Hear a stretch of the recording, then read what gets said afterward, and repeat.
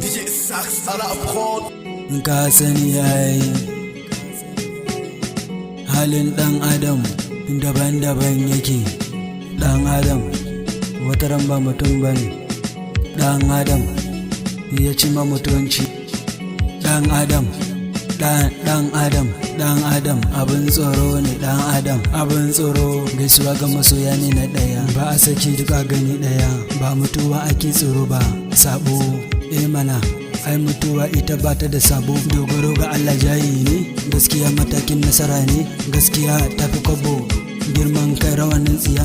Hankali ya fi wayo, wanda bai da uwa ake mawayo. Kyauta bata hana arziki, mai laya kiyaye mai zamani. Mai nema na tare da tsammani na yi, bari na bari shine biyayya. Kai na yi ai ya zama da biyayya. Allah ka taimaki wannan dan taliki, ka toshe masa dukkan wani miki.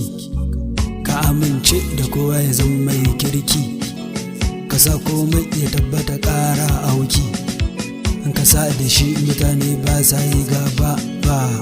Allah ka ba mu shugabanni na gari, ka cire mu daga dukkanin garari, ka kare mu daga musibai da sharri. Allah ka taimaki mutanen marari, kasa da juna su rinka yin marhaba. Amin Allah. Kai ɗan adam mugu ne, wasu 'yan adam na ce mugai ne.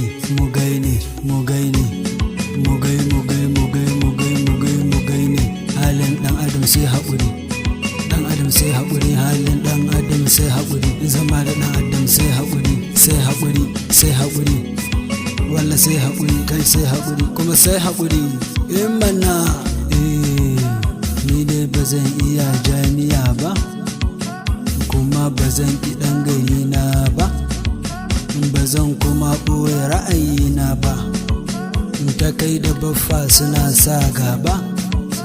Halin ɗan adam daban-daban ne. Halin ɗan adam sai haƙuri. Halin ɗan adam daban-daban ne. Halin ɗan adam daban-daban ne. Domin ɗan adam mugu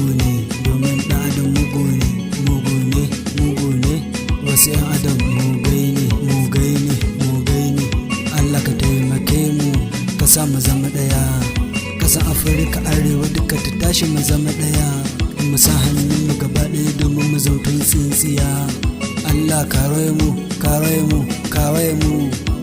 in ba mu jin tausayin junan mu akwai matsala. Rashin yin hakan shine zaka ga mu muna kwalla. Amma in ka kare mu, za mu zauna da junan mu, mu rayu da junan mu, ba mai jin kayan mu. To Allah ka sa mu kare da junan mu lafiya, dan an ce zaman lafiya ya fi zama da ɗan sarki. Wannan maganar nawa haka nan take, ba mai canzawa. To Allah mun tuba, ka tsare mu bar gaba, domin abin bai kyawu ba. Don samun nasara shine mu zauna da juna lafiya.